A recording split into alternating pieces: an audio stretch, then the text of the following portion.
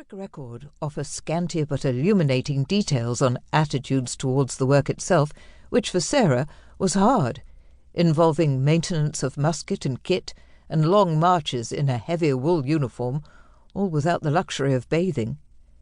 "You've got to be able to get dirty, grubby and sweaty and not worry about it," she says, recounting the awkwardness of keeping up her physical disguise, especially during her menstrual cycle.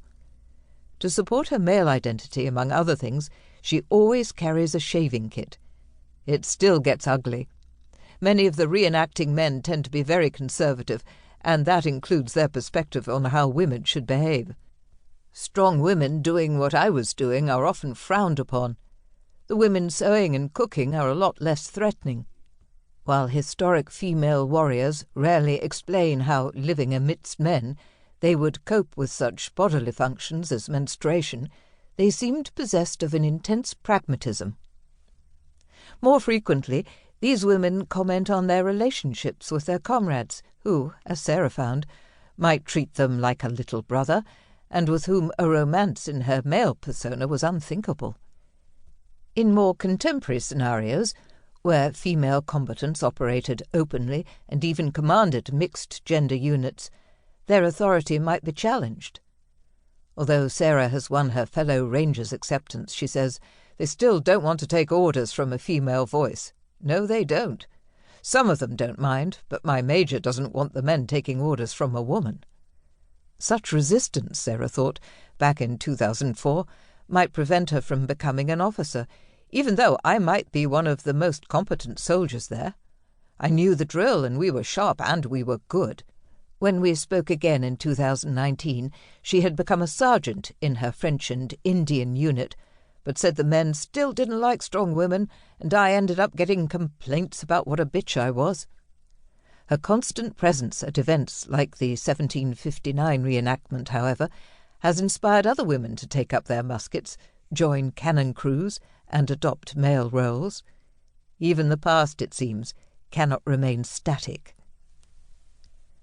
Sarah reminded me of the hundreds of known and countless unknown women who participated in combat, but whose stories were trivialized, reduced to sexual anecdotes, ignored, or deliberately silenced. As military historian Linda Grant DePaul so eloquently explains, women have always and everywhere been inextricably involved in war.